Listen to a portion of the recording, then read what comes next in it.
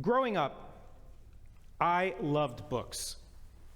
I've always been a night owl, and as a rambunctious little boy who never wanted to go to bed, my exhausted parents would tell me, just stay in your room. If you want to stay up, fine. You can read for as long as you like. Just please, stay in your room. I loved going to the library with my mom. I loved the musty smell, the quiet that just seemed to cover the place like a warm blanket. And I remember how excited I was to get a library card. It was like I was official. It made me feel so grown up. I had to ask for a wallet to put it in.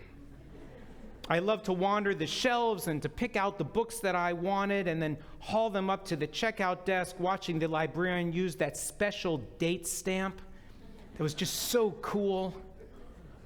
It was like magic. And as I grew, so did my fascination with books. My parents had a large bookshelf in our family room, and it was filled with paperback novels or World Book encyclopedias. Y'all remember encyclopedias. It was like Google in print.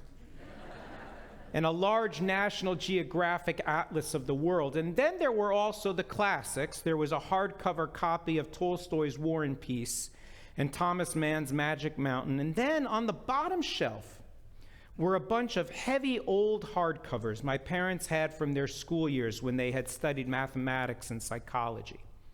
And one afternoon, as I sat on the floor looking at these old dusty books, one title jumped out at me. Sexual Behavior in the Human Male by Alfred Kinsey. I looked around to see if anyone was looking. And a few pages in, I was hooked. The language was a little weird, and it referenced a slew of African tribes I had never heard of. And I learned a lot. I learned that Congress was not just the representatives and senators in Washington, D.C. And then, with my curiosity piqued, I looked at the book next to it on the shelf. Sexual Behavior in the Human Female. This one looked even better. So I wonder if my parents ever noticed that those books had snuck off to my room, where I read them late at night after I was told to go to bed. I wonder if they deliberately allowed me to read those books. And I wonder if they were parenting me today, whether they would have left those books out on the shelf for their inquisitive teenage boy to discover. I was taught to revere books, and that libraries were like sacred temples. We were never allowed to leave books on the floor, and God forbid a book would be torn or damaged. It was actually the Quran that called us Jews the people of the book. And in so many ways, our people is defined by our love affair with books. We come from a tradition that teaches that the entire universe was created by God with the alphabet, and that values literacy and learnedness as its highest virtues. It has been a tradition for centuries that when a little person is getting ready at the age of 3 to begin going to school, they would give that child a slate with a big dollop of honey, so that learning would always forever be a sweet endeavor. Over the centuries, our people amassed an extraordinary library, a storehouse of wisdom to teach us right and wrong, what we're supposed to do in this circumstance or that, and the wisdom and guidance to discover who we are and who we ought to be, and how we ought to build a holy society and a relationship with God. But these days, we're not reading so many books, and fewer newspapers and magazines. More and more, instead of looking at books as treasure maps to insight and awareness, we look at books as if they bear toxic substances in need of warning labels and locked cabinets. Jill Filipovic noted in a recent article in the Atlantic magazine that the pervasive use of trigger warnings has created an environment where, frankly, sharing an idea can be traumatic. Around 2016, she notes, Richard Friedman, who ran the mental health center at Cornell for 22 years, started to see students who talked about fear of being harmed by things that were unfamiliar or uncomfortable.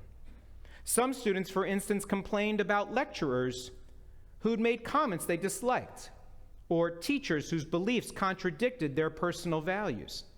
Friedman worried that students also saw themselves as fragile and seemed to believe that coming into contact with offensive or challenging information was psychologically detrimental. And fear of ideas isn't just on the college campus. It's everywhere. Here in Florida, new laws restrict what can be taught in elementary schools, middle schools, high schools, and on the college campus. By virtue of just one parent's objection, some school districts have removed thousands of books from the shelves of school libraries. And all of this is done in the name of protecting our children. But does muzzling a teacher or pulling books off the shelves really protect our children? What are we really afraid of? Parent groups express concern that it can be traumatic for a child to encounter depictions of sex or violence or drug use or other concepts before they're ready. But I think what we're really afraid of is what might happen when our kids encounter ideas we don't want them to know. It is natural that we try to shield our children and ourselves from ideas that we believe are repugnant or evil or wrong. We don't want our children to be uncomfortable. But it goes deeper than that. The fact is, we all subscribe to certain beliefs, and we get very disturbed when people challenge those beliefs. A famous 2010 study from the University of Pennsylvania showed that ordinary people often dismiss new ideas because uncertainty makes us think, and thinking too hard makes us feel uncomfortable. The risk, Adam Grant writes in his remarkable book, Think Again, is that we become so wrapped up in preaching that we're right, or prosecuting others who are wrong, and politicking for support, that we don't ever bother to rethink our views. And part of the reason we're so averse to confronting new ideas that challenge our beliefs is that so much of our identities are wrapped up in what we believe. As Jews, we carry deeply ingrained principles and values and tenets of our tradition. We believe in the importance of caring for the needy, the vulnerable, and the poor. We believe in pursuit of justice and compassion and peace. We believe in the importance of cultivating values like wisdom and awareness, understanding, and gratitude. We believe that every human being is created in the image of God, and that each and every human life is of ultimate and infinite value, and that it is our responsibility to use the gift of life to partner with God in repelling evil or fighting for good, pursuing righteousness, and repairing what is broken in our lives and in the world. And these beliefs come from somewhere. They come from our rootedness in tradition. They come from a commitment to the truths of Torah from which we did not waver for thousands of years.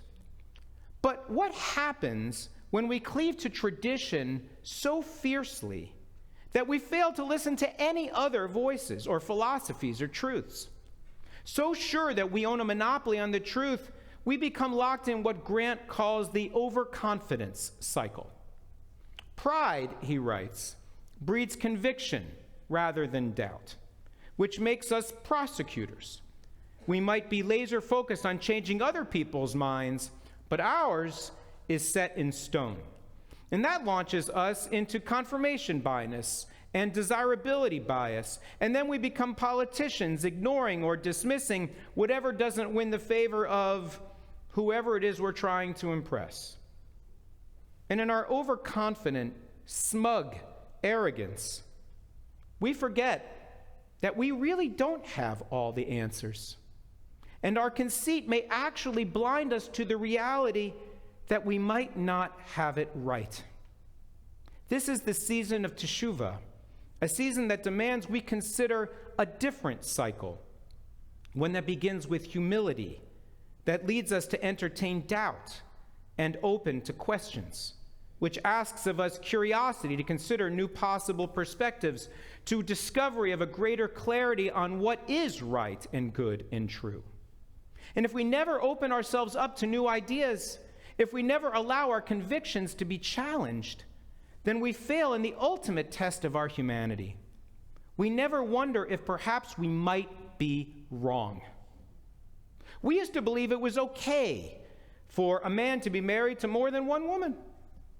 But by the Middle Ages, Rabbeinu Gershom had ruled that you can't take a second wife without divorcing the first.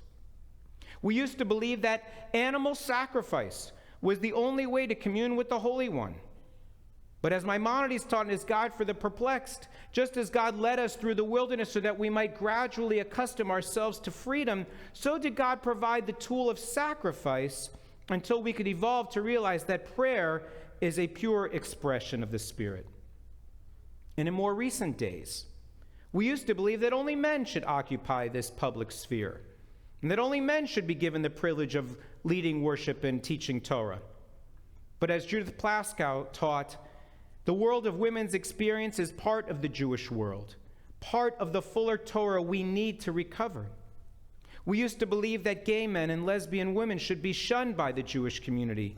But with the evolution of our understanding of sexuality and gender and our evolving conceptions of theology and Jewish law, we now assert a different truth, that God is not gendered, and love is not gendered, and that it does not matter whom we love, but that we love, and that every Jewish household, no matter whether it is led by a man and a woman or two men or two women, is to be sanctified and welcomed into our congregation and the Jewish community.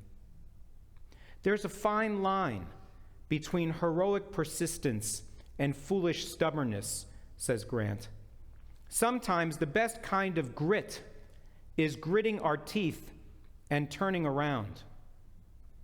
Is our job really to protect our children from discomfort? Or is it our job to prepare our children to be open to doubt, to relish curiosity, and to be willing to reconsider and rethink what we always thought was true? Is it not our job to teach our children to be strong enough and resilient enough to handle the complexity of the world they are growing to inherit? Roshi Joan Halifax, a teacher of Buddhism, writes, all too often, our so-called strength comes from fear, not love. We throw up walls to protect ourselves from ideas that seem scary and foreign. But what we need to build are not stronger outer walls, but softer, resilient hearts. Vulnerability, writes Brené Brown, is the birthplace of love and joy and trust and intimacy and courage, everything that brings meaning to our life. The definition of vulnerability is uncertainty, risk, and emotional exposure, but vulnerability is not weakness. It's our most accurate measure of courage. The key to building a safer and stronger society is not banishing ideas that make us uncomfortable or that we find offensive. It's building the inner strength to question those ideas and the resilience to grow stronger from how they challenge us. Jill Filipovic writes that thriving requires working through discomfort and hardship, but creating the conditions where that kind of resilience is possible is as much a collective responsibility as it is an individual one. If we want to replace our culture of trauma with a culture of resilience, then we'll have to relearn how to support one another. Because our people embedded debate and dialogue into a larger culture of learning, our people has proved remarkably resilient through the ages. And what has made this country of ours so remarkably strong is an ethos that enshrined freedom of thought and expression in its foundations and its pillars. Generation after generation, when forces rose in America to quash new ideas, we pushed back and we asked, have you no sense of decency? We ensured that voices were not silenced, libraries were not closed, and books were never banned. Rudine Sims Bishop wrote, books are sometimes windows, offering views of worlds that may be real or imagined, familiar or strange. These windows are also sliding glass doors, and readers have only to walk through in imagination to become part of whatever world has been created or recreated by the author. But when lighting conditions are just right, a window can be a mirror, Literature transforms human experience and reflects it back to us. And in that reflection, we can see our own lives and experience as part of that larger human experience. Neil Gaiman, author of the frequently challenged novel Neverwhere, among other books, stated that fiction builds empathy.